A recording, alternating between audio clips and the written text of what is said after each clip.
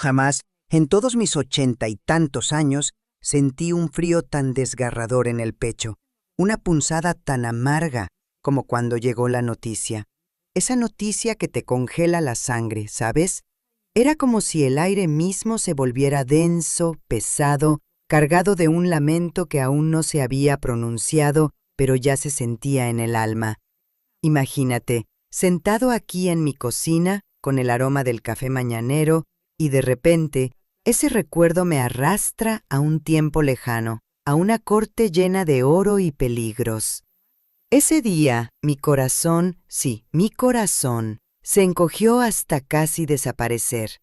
Me llamo Mateo, y ya tengo mis 80 y tantos bien vividos, pero fue entonces, en ese instante, cuando supe que mi propio pueblo, el pueblo que yo amaba con cada fibra de mi ser, había sido sentenciado a la muerte.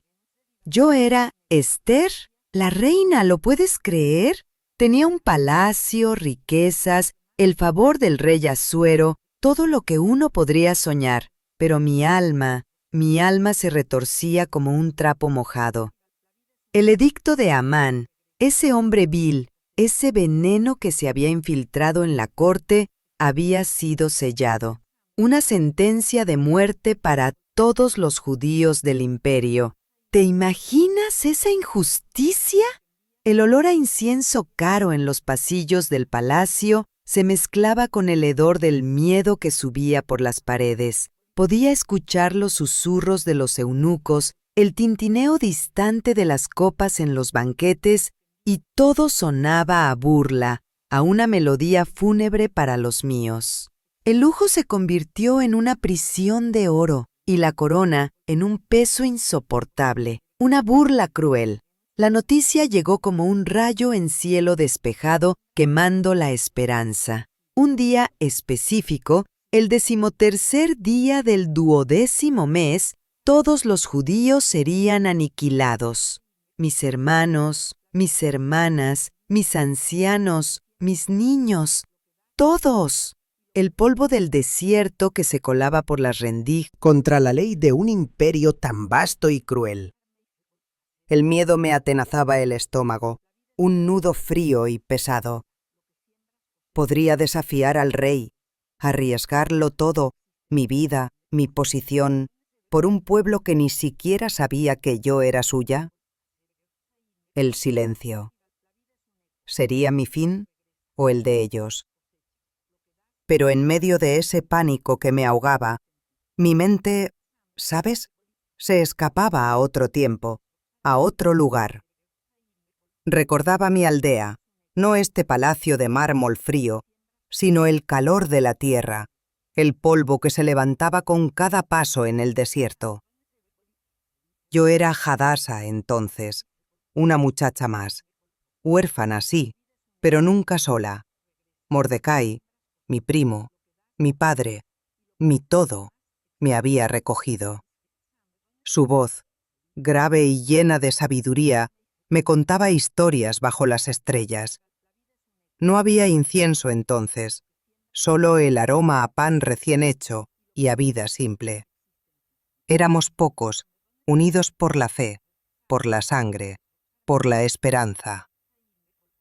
¿Quién iba a pensar que esa niña del desierto terminaría aquí, en este laberinto de poder y engaño? Nuestras costumbres, eran el hilo que tejía cada día, el Shabbat, sagrado y tranquilo, donde el tiempo parecía detenerse y nos reuníamos para honrar al Señor. No había lujos, no, pero sí abundancia de amor y gratitud. Mi ropa, sencilla, de lino o lana, hecha con mis propias manos, no estos brocados pesados que ahora me asfixian. Mi trabajo era el de todas las mujeres, cuidar la casa, preparar los alimentos, tejer. La vida era predecible, con el ritmo de las estaciones y las fiestas. No había intrigas, solo la lucha diaria por la supervivencia y la alegría de compartir. ¿Cómo se podía pasar de la pureza de esa existencia a la corrupción de esta corte sin perder el alma? Mordecai me enseñó las promesas. Me hablaba de Abraham, de cómo No con tronos ni coronas. Mis sueños eran simples. Tener una familia, ver crecer a mis hijos en la fe de nuestros padres. Bendiciones. ¿Dónde estaban ahora esas bendiciones cuando el destino de mi pueblo pendía de un hilo, de un edicto cruel? Recuerdo las celebraciones, especialmente la Pascua. El olor a hierbas amargas y a cordero asado, la prisa por preparar el matzá. Nos sentábamos en el suelo, todos juntos, y Mordecai nos contaba de nuevo la historia de la liberación. Las risas de los niños, el canto de las mujeres, la esperanza palpable en el aire. Era una alegría que te llenaba el pecho, una seguridad de que, a pesar de todo, éramos amados y protegidos. Esas memorias son como un bálsamo, pero a la vez, una puñalada.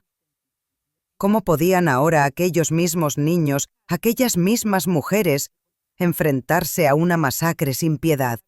Aunque estábamos lejos de Jerusalén, el templo siempre estaba en nuestros corazones, en nuestras oraciones. Sabíamos de los sacrificios, de la importancia de la ley, de la obediencia a los mandatos divinos. La fe no era solo una palabra, era cada acción, cada pensamiento. Era la base de nuestra identidad. Mordecai siempre me recordaba que nuestro Dios era justo, que Él veía todo, que no había nada oculto a sus ojos. Y yo creía, con la inocencia de una niña, con la convicción de una joven. Era esa misma fe la que me exigía ahora un sacrificio personal, algo mucho más grande que cualquier ofrenda en el altar. Y ahora miro este lujo vacío, esta corona que me pesa tanto y me pregunto, ¿dónde está esa fidelidad de antaño? ¿Dónde está la promesa de que no seríamos abandonados? Nuestro pueblo, fiel a sus tradiciones, a su Dios, ¿por qué iba a enfrentar tal exterminio? El contraste entre la paz de mi infancia y este abismo de terror es insoportable. Me siento como un pequeño bote a la deriva en un mar embravecido. Mi secreto, mi identidad judía, se ha vuelto una... ¿O es que él esperaba algo de mí? Algo que aún no me atrevía a nombrar. Jamás, en todos mis 80 y tantos años, sentí un frío tan desgarrador en el pecho, una punzada tan amarga, como cuando llegó la noticia. Esa noticia que te congela la sangre, ¿sabes?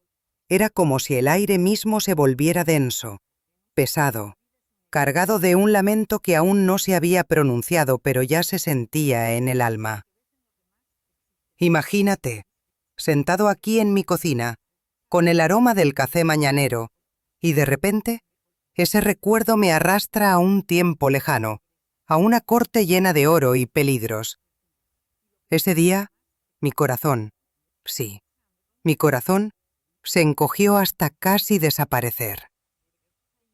Me llamo Mateo, y ya tengo mis 80 y tantos bien vividos, pero fue entonces, en ese instante, cuando supe que mi propio pueblo, el pueblo que yo amaba con cada fibra de mi ser, había sido sentenciado a la muerte. Yo era Esther, la reina. ¿Lo puedes creer?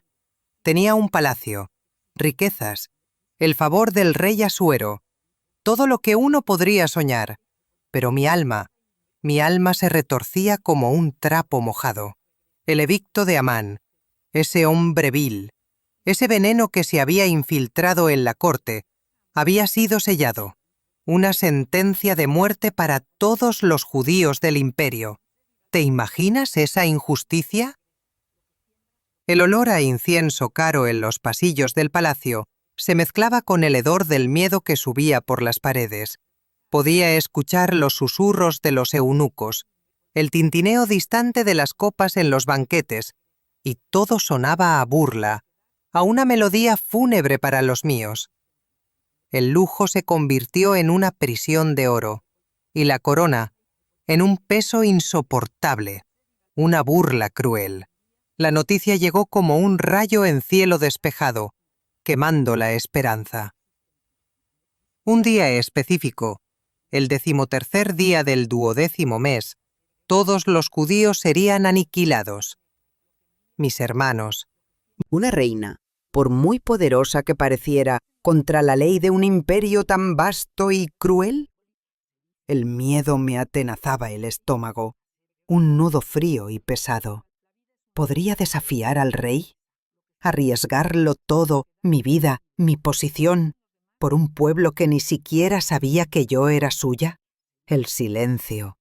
¿Sería mi fin o el de ellos?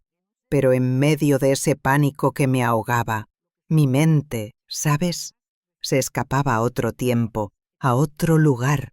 Recordaba mi aldea, no este palacio de mármol frío, sino el calor de la tierra, el polvo que se levantaba con cada paso en el desierto.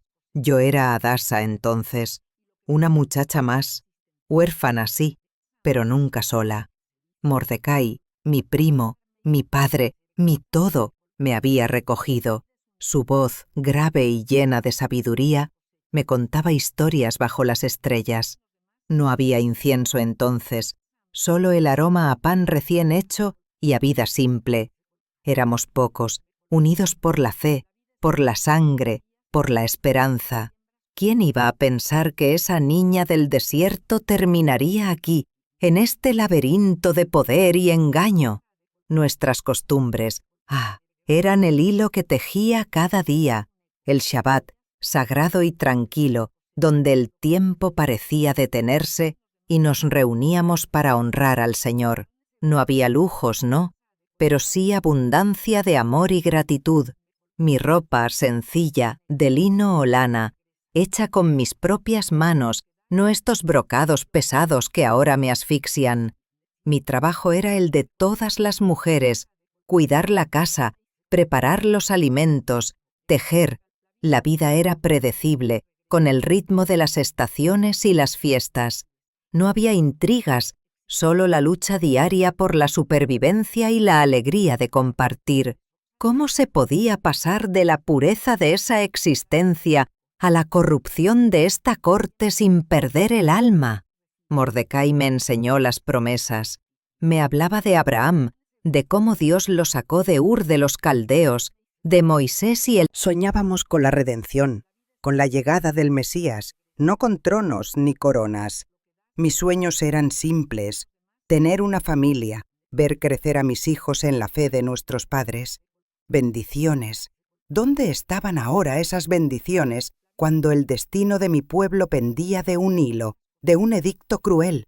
Recuerdo las celebraciones, especialmente la Pascua, el olor a hierbas amargas y a cordero asado, la prisa por preparar el matzá.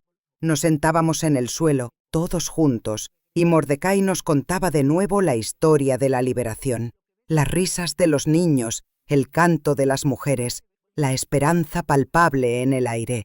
Era una alegría que te llenaba el pecho, una seguridad de que, a pesar de todo, éramos amados y protegidos.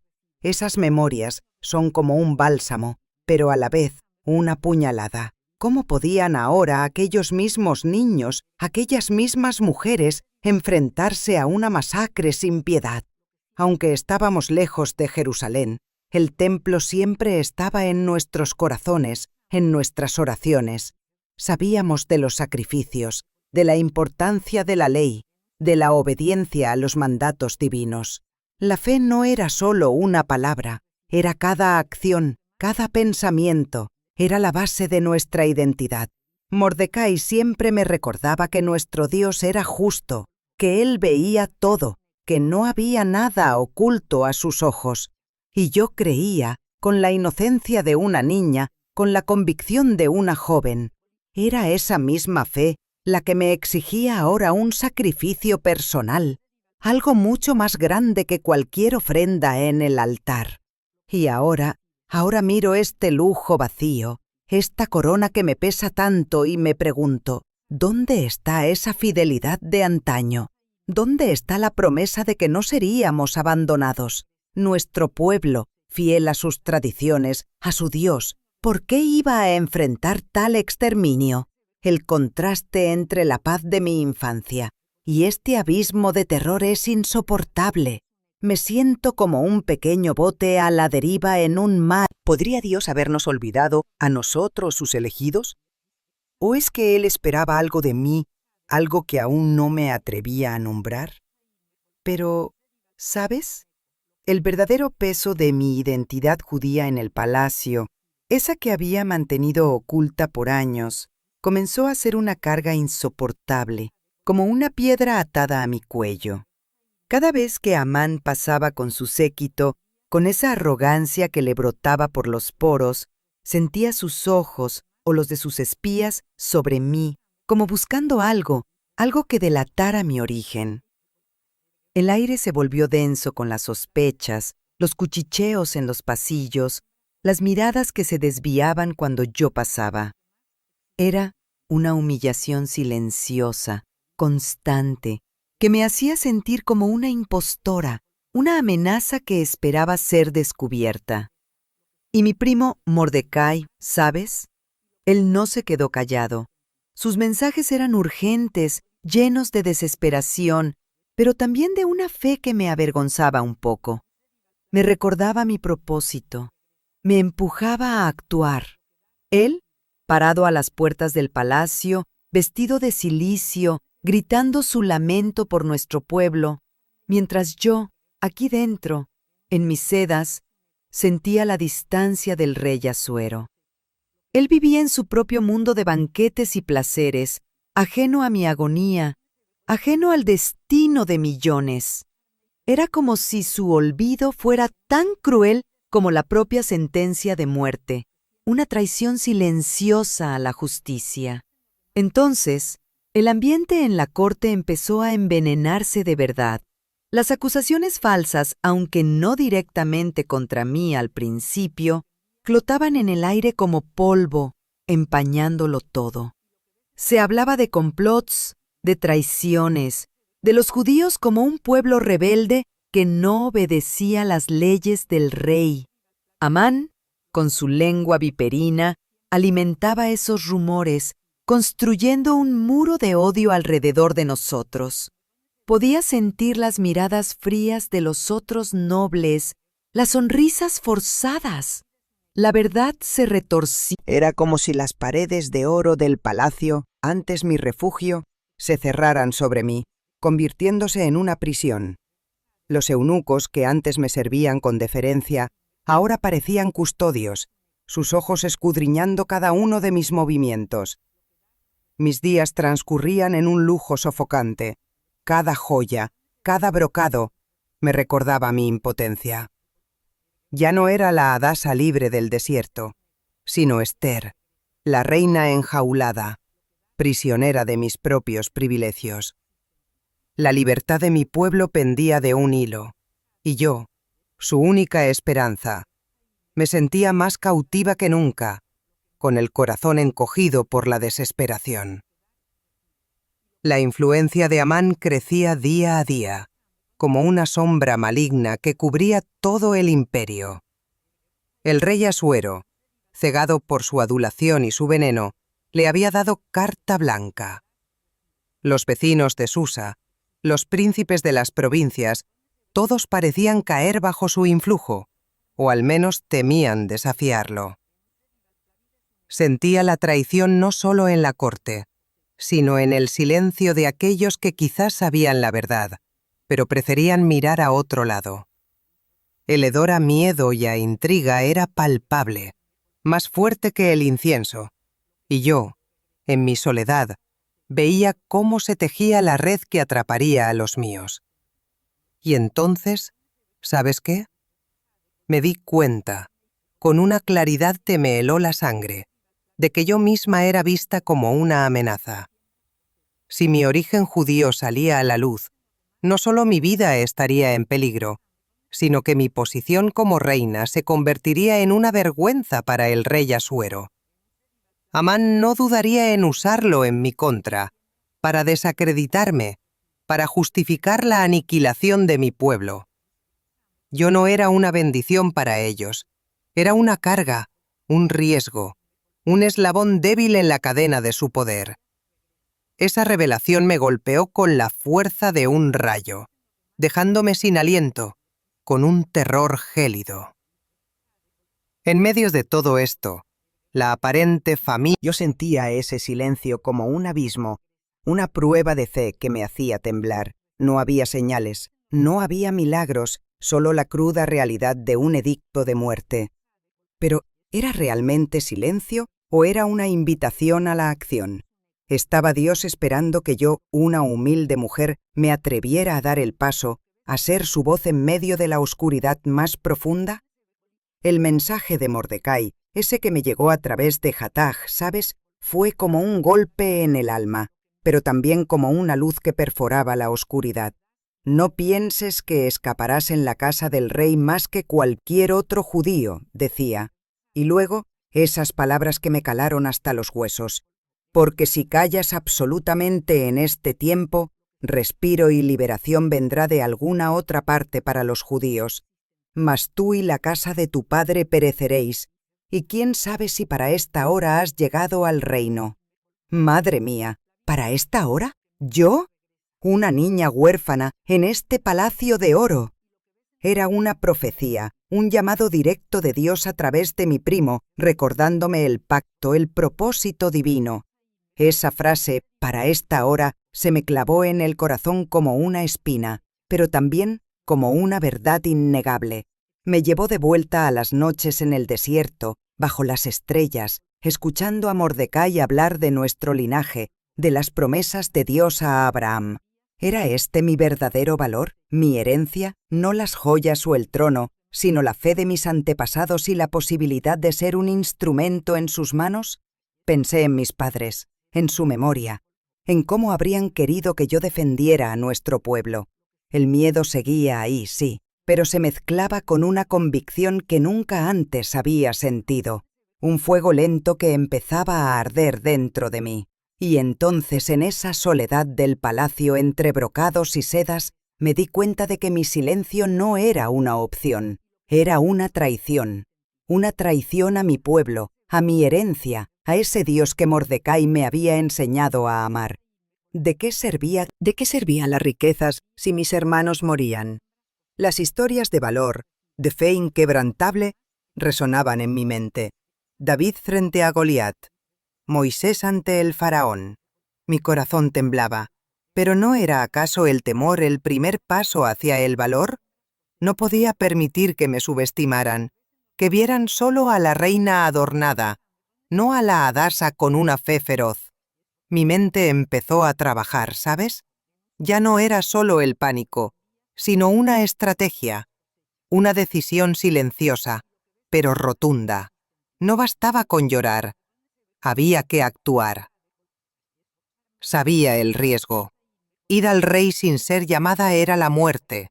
Pero, ¿qué era la muerte comparada con la aniquilación de todo un pueblo? Se me ocurrió un plan que parecía una locura, pero que tenía la fe como único cimiento.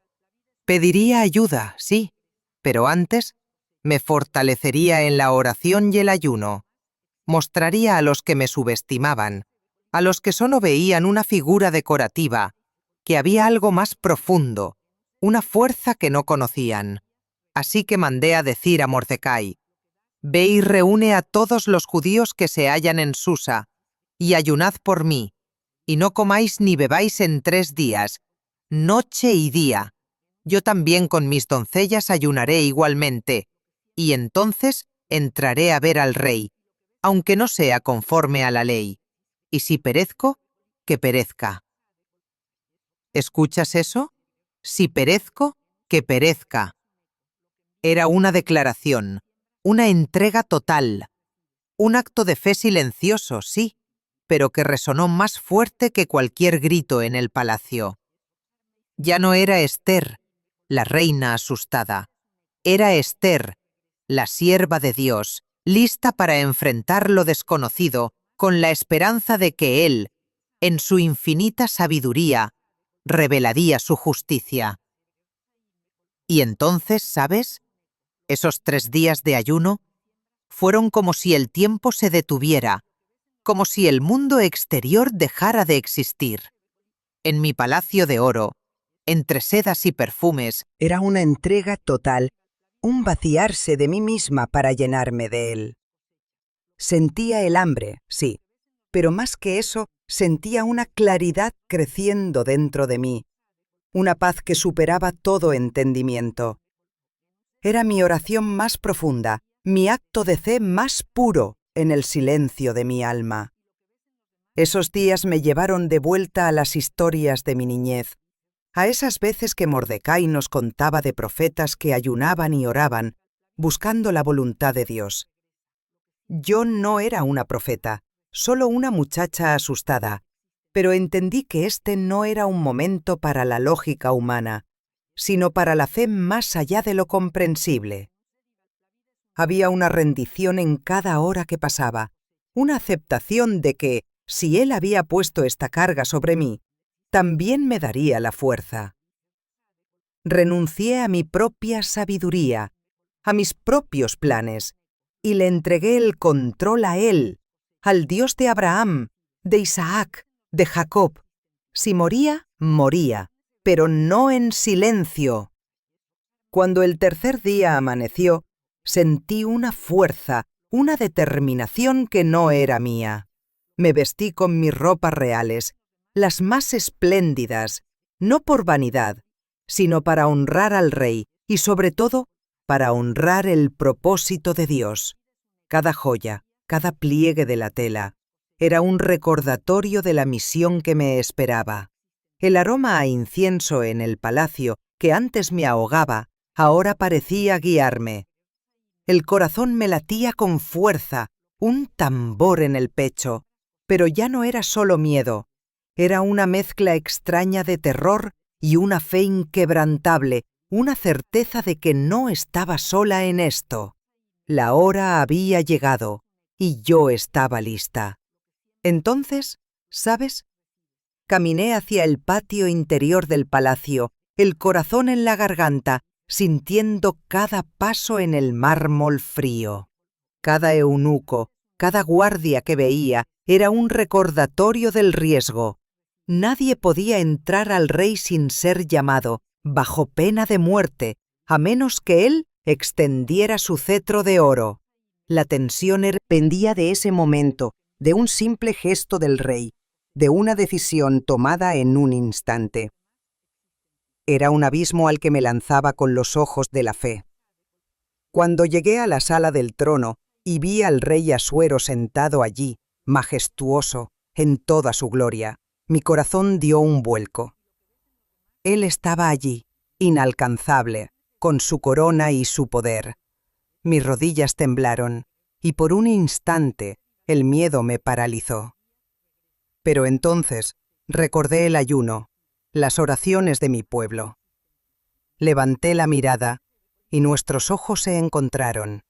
Fue solo un segundo, pero en ese segundo vi algo. ¿Qué fue? ¿Compasión? ¿Sorpresa? No lo sé, pero vi su mano moverse, y entonces, con una gracia que solo podía venir de lo alto, extendió su cetro de oro hacia mí. ¡Imagínate! ¡Me había salvado! Sentí un suspiro de alivio, no solo mío, sino de mi alma, de mi espíritu.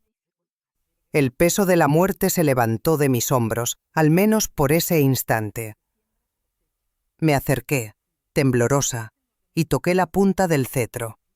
Era un gesto de sumisión, pero también de victoria. El rey me preguntó, con su voz potente, «¿Qué tienes, reina Ester, y cuál es tu petición? Hasta la mitad del reino te será dado». «¿Hasta la mitad del reino? ¿Lo puedes creer? Un poder inmenso, ofrecido en un instante».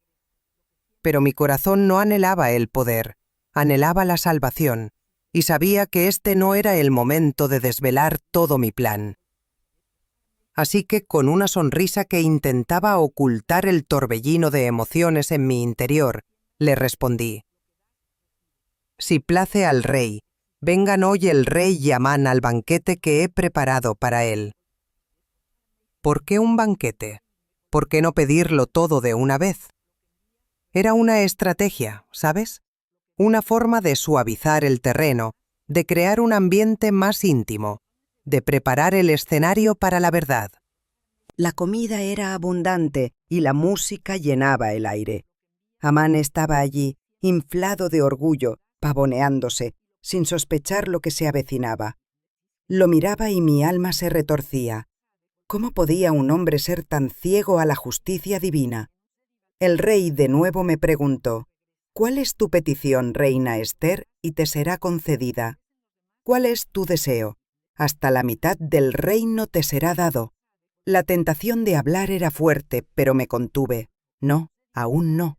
La obra de Dios requiere paciencia, mi hijo, y un momento perfecto.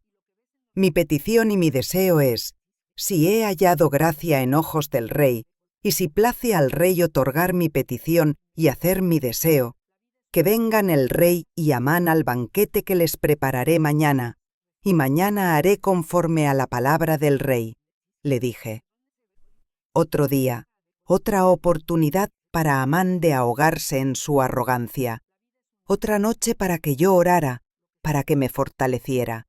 Amán salió de allí, contento, orgulloso de ser el único al que la reina Ester había invitado con el rey. Pobre hombre, la ironía era tan grande que casi podía sentir el plan de Dios tejiéndose, invisible pero imparable. Al día siguiente, el segundo banquete. Ese fue el verdadero campo de batalla. La misma opulencia, la misma música, pero el aire estaba cargado, ¿sabes? Podía sentirlo. Mi corazón latía con una mezcla de miedo y una determinación fría. Había orado toda la noche, me había entregado de nuevo. Mordecai, mi pueblo, sus vidas dependían de mis palabras. Miré al rey, miré a Amán, que no paraba de sonreír, ignorante de su destino. Y entonces el rey, una vez más, me preguntó: ¿cuál es tu petición, reina Ester, y te será concedida? ¿Cuál es tu deseo? Hasta la mitad del reino te será dado. Era el momento. Respiré hondo, y las palabras salieron de mi boca, no con el miedo que sentía, sino con la autoridad de quien sabe que está cumpliendo. El silencio que siguió fue atronador, como si el mundo se hubiera detenido. El rey Asuero, que momentos antes estaba relajado, se puso pálido. ¿Y Amán? Amán estaba blanco como la cera, paralizado por el terror. La verdad había sido desvelada, y con ella, el destino de muchos. Porque hemos sido vendidos, yo y mi pueblo, para ser destruidos, para ser muertos y exterminados. Continué, mi voz temblorosa pero firme. Si solamente fuéramos vendidos para siervos y siervas, me callaría, pero nuestro enemigo es tal que no hay compensación para el daño del rey. La ira del rey Asuero se encendió como un fuego salvaje. ¿Quién es? ¿Y dónde está el que ha ensoberbecido su corazón para hacer tal cosa? Rugió. Y yo, señalando a Amán, con una voz que venía de lo más profundo de mi alma, respondí: el adversario y enemigo es este malvado Amán. El rey Asuero se levantó de la mesa, con el rostro descompuesto por la furia, y se fue al jardín del palacio. Amán, aterrorizado, se quedó suplicando por su vida a mis pies. Imagínate la escena. El hombre que había planeado nuestra aniquilación, ahora arrastrándose, pidiendo piedad a la misma mujer que había condenado. Era la mano de Dios actuando, mi hijo, visible para todos. El giro de los acontecimientos fue tan repentino, tan dramático, que te dejaba sin aliento. La justicia, aunque silenciosa y lenta, había llegado, y lo hizo de la manera más inesperada. Mientras Amán suplicaba, los eunucos del rey entraron.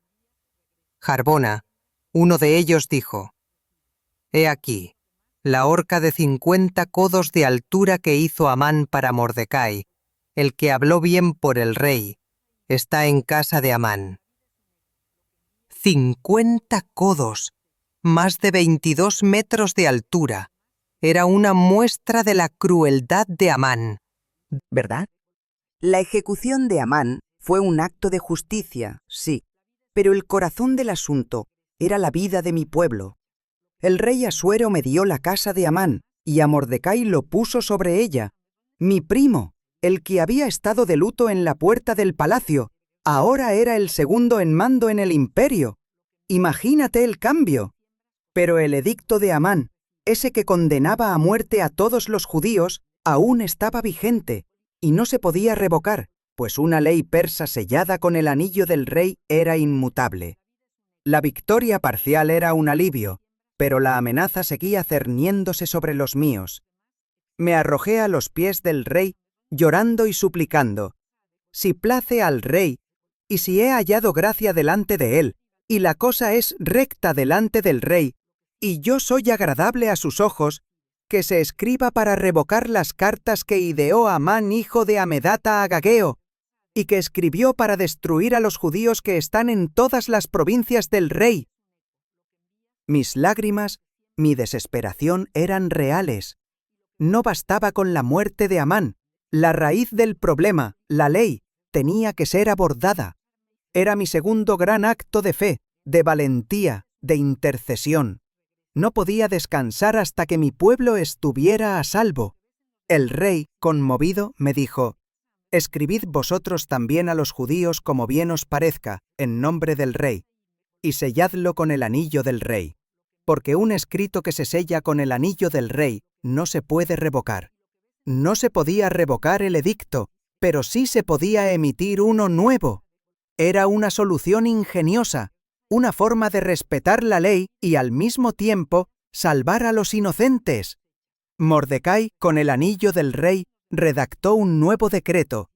Autorizaba a los judíos de cada ciudad a reunirse y defender sus vidas, a destruir, matar y aniquilar a todos los que los atacaran. Este nuevo edicto fue enviado a todas las provincias.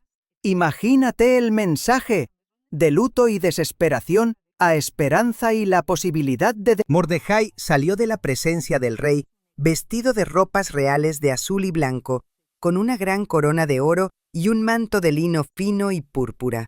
¡Qué contraste con el cilicio que llevaba días antes! La ciudad de Susa se alegró y regocijó. Para los judíos fue luz y alegría, gozo y honra. La oscuridad se disipaba y un nuevo día amanecía. En todas las provincias y en cada ciudad donde el mandato del rey y su decreto llegaban, los judíos tuvieron alegría y gozo, banquetes y días de placer. Muchos de los pueblos de la tierra se hacían judíos porque el temor de los judíos había caído sobre ellos. El día 13 del 12º mes, el mismo día que Amán había elegido para su aniquilación, se convirtió en un día de victoria para los judíos. Se defendieron de sus enemigos y muchos de los que los odiaban fueron destruidos. La mano de Dios fue clara, mi hijo, en cada paso, en cada giro del destino. La justicia de Dios no solo se manifestó en la muerte de Amán, sino en la redención completa de su pueblo. El plan del enemigo se volvió en su contra, y la misma horca que había preparado para Mordecai se convirtió en su propia tumba.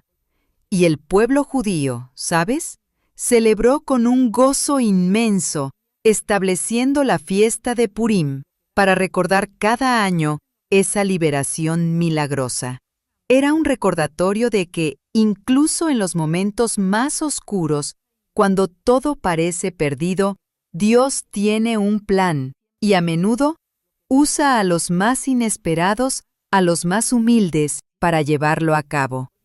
El libro de Esther, mi hijo, es único, porque no menciona directamente el nombre de Dios, pero su presencia, su mano, se siente en cada página, en cada coincidencia, en cada acto de valentía. Es una historia de fe silenciosa, de obediencia que no grita, pero que mueve montañas. Esther no levantó un ejército, no pronunció grandes discursos teológicos, simplemente actuó. Pero siempre justas.